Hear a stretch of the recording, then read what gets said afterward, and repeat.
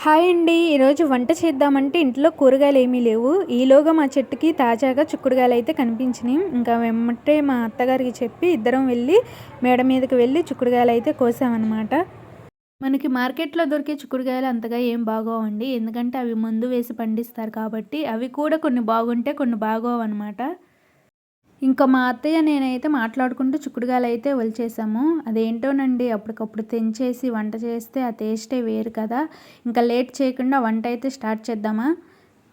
నాకు చిక్కుడుగాయ కర్రీ కంటే ఫ్రై అంటేనే చాలా ఇష్టమండి. ఇంకా మా హస్బెండ్ గారైతే ఆఫీస్‌కి వెళ్ళాలి. అందుకే కర్రీ అయితే స్పీడ్‌గా చేసేస్తున్నాను. ఇంకా మా ఇంట్లో కూరగాయల చెట్లయితే చాలా ఉన్నాయండి. ఆకుకూరలు, కూరగాయలు, ఫ్రూట్స్ చెట్లయితే చాలా ఉన్నాయి. అవి కూడా మీకు ఒకసారి వీడియో తీసైతే పెడతాను. వాటితో పాటు పూల మొక్కలు కూడా ఉన్నాయండి. ఇంకా మన ఇంట్లో అయితే స్థలం ఉంటే కూరగాయల చెట్లు, పూల మొక్కలైతే పెంచుకోవచ్చు.